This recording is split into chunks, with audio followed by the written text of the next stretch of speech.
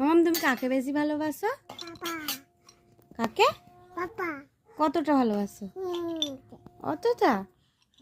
আমাকে ভালোবাসো না? মাম্মাকে ভালোবাসো না? না, তাহলে আমার কাছে আসতে হবে না।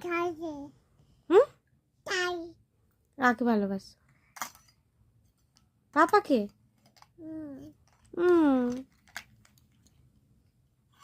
বলে দাও পাপ্পা। কি খাচ্ছ?